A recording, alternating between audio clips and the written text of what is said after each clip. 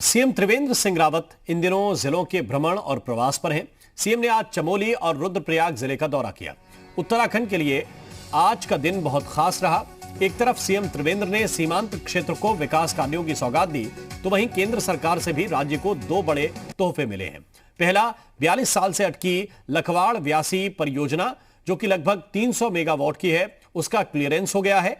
तो दूसरा कैंपा में भी 140 करोड़ रुपए स्वीकृत हो गए हैं। इस मौके पर सीएम त्रिवेंद्र सिंह रावत ने जी उत्तर प्रदेश उत्तराखंड से खास बातचीत की और कहा कि राज्य सरकार ने केंद्र से एक साथ 850 करोड़ की योजनाएं स्वीकृत कराई हैं, जो कि प्रदेश के विकास में अहम भूमिका निभाएंगी। इस वक्त हमारे साथ मौजूद हैं राज्य के मुख्यमंत्री, जो कि जिलों के प्रवास पर हैं। सर, लगातार जो जिलों के प्रवास का क्रम है वो जारी है। आज भी आपने प्रवास किया और ऐसे क्षेत्र में जो कि काफ़ी दुर्गम था। क्या सरकार का आगे कॉन्सेप्ट है? देखिए, कॉन्सेप्ट ये है कि हम जो दूरस्थ क्षेत्र है उनकी भी सरकार से और सरकार के मुखिया से एक अपेक्षा रहती है कि हम उनको भी देखने जाएं। वो भी चाहते हैं कि बार हम अपने प्रदेश के मुखिया को सामने से देख लें। आज जिस क्षेत्र में मैं गया था, ये चमोली ज़िले का एक तरह से सीमांत क्षेत्र है। एकदम निजमुला घाटी बोलते हैं। 11 गांव सभाएं यहाँ पर हैं। और जब मैं वहाँ गया तो वहाँ का जो दृश्य था बड़ा भावनात्मक था। यहाँ तक कि एक वक्ता तो बोलते बोलते आंसू आ गए उसकी आंखों में। तो बड़ा उनको लोगों को कितना अच्छा लगा कि इतना इमोशनल वहाँ का दृश्य था। गांव के भोले भाले लोग, सज्जन लोग, मेहनती लोग।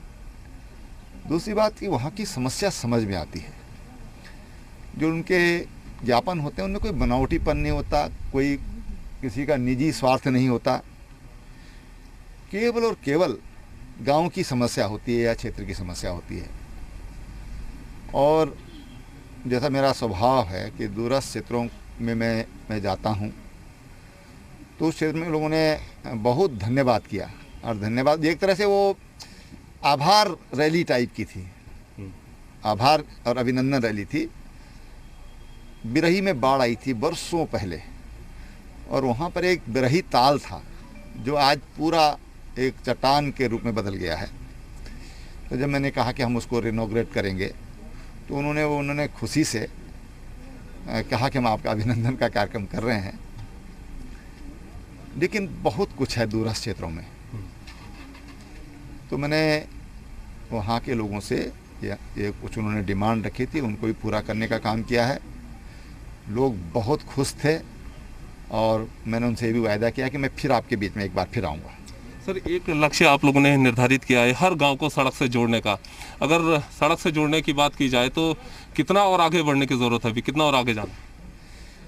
देखिए, पहले तो मैं आपको ये बता दूं कि मैं अभी एक चार्ट देख रहा था। 17 वर्ष बनाम 3 साल 10 महीना, तो लगभग 17 सालों में जितना काम हुआ है उससे 124 किलोमीटर कम हमने 3.5 साल में, 3.25 साल में सड़कों का निर्माण किया है। अभी एक साथ लगभग 850 करोड़ रुपए की योजनाएं अभी हमारी 27 तारीख को हम सेंटर से स्वीकृत करा के लाए। ये ऐसी योजनाएं थी जिनको एक बार निर्णय हो गया था कि अब नहीं बनाई जाएंगी। अब इनको हमको पैसा मिला है। 127 उसमें ब्रिजेज हैं, 121 उसमें फेज़ 2 के कार्य हैं, और लगभग 850 करोड़ रुपया हम उसमें पाने में कामयाब हुए हैं। आज मुझे 2 और बड़ी हमारी खुशी मिली है मुझे कि 2 योजनाएं जो हमारी बरसों से, एक योजना तो 42 साल से चल रही थी, उसमें 7 राज्य इन्वॉल्व थे। और एक बार माननीय गडकरी जी ने हम लोग बैठे थे। आज एक बहुत बड़ा तोहफा भारत सरकार ने हमको दिया है कि जो हमारी लखवाड़ व्यासी जो परियोजना है, आज उसका क्लियरेंस हो गया है। ये 300 मेगावाट की है लगभग जल विद्युत परियोजना है। तो राज्य को बहुत बड़ी इनकम होगी और राज्य को बहुत बड़ा राजस्व मिलेगा। साथ में अनेक लोगों को उसमें रोज़गार मिलेगा और उद्योगों को बिजली मिलेगी, खेतों को पानी मिलेगा। इसी तरह से कैंपा में हमको 140 करोड़ रुपये आज ही उसकी मीटिंग थी, आज ही उसका हमारा स्वीकृत हुआ है। तो उससे हमारे राज्य के जो अनेक कार्य ऐसे थे कि जो हम लोग नहीं कर पा रहे थे, जनता की डिमांड थी, उसको हम पूरा कर सकेंगे। आखिरी सवाल सर, गैरसैंण से जुड़ा हुआ है। 1 साल पहले गैरसैंण गए, ग्रीष्मकालीन राजधानी का तोहफा दिया, फिर से सरकार गैरसैंण जा रही है बजट खर्च में, इस बार क्या कुछ रहेगा? ये देखिए, गैरसैंण ग्रीष्मकालीन राजधानी हमने बनाया है, और ग्रीष्मकालीन राजधानी और उसके साथ साथ हमने 25,000 करोड़ रुपया ग्रीष्मकालीन राजधानी क्षेत्र के लिए मैंने घोषणा की है। अब तमाम जो वहाँ पर अवस्थापनाओं की ज़रूरत है, पानी की ज़रूरत है, उसके लिए हमने एक 110 करोड़ की योजना वहाँ पर स्वीकृत की है। बहुत जल्दी उसके टेंडर हो जाएंगे। हमने वहाँ पर एक डिस्ट्रिक्ट लेवल का हॉस्पिटल, वो हमने वहाँ पर स्वीकृत किया है।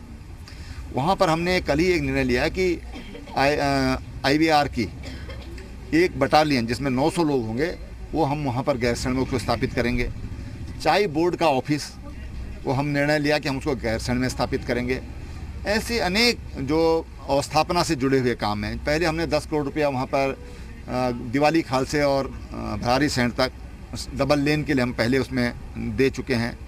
ऐसे ही वहाँ पर हेलीपैड्स के लिए हम पैसा दे चुके हैं, क्योंकि राजधानी होगी तो वहाँ पर हेलीकॉप्टर के उतरने की, रुकने की व्यवस्था वहाँ पर होना चाहिए, तमाम व्यवस्था उसके चाहिए। तो इस तरह की तमाम जो योजनाएं हैं उनको हम लोग अंजाम दे रहे हैं अभी मेरे चीफ सेक्रेटरी और जो हमने कमेटी वहाँ के लिए बनाई है, वो वहाँ पर जाएगी और वहाँ जा कर के उसका अध्ययन करेगी और उसकी एक रिपोर्ट सरकार को सौंपेगी, उस पर फिर आगे बढ़ा जाएगा। बहुत बहुत शुक्रिया हमसे बात करने के लिए। तो मुख्यमंत्री लगातार जिलों के दौरे पर हैं और जहां एक तरफ वो योजनाओं की समीक्षा कर रहे हैं, अधिकारियों को दिशा निर्देश दे रहे हैं, तो वहीं पार्टी कार्यकर्ताओं से भी मुलाकात कर रहे हैं और कहीं न कहीं इसके जरिए जो योजनाएं हैं उनके क्रियान्वयन में और तेजी आने की उम्मीद है। कैमरा से अमरीश भट्ट के साथ कुलदीप नेगी, जी मीडिया, रुद्रप्रयाग।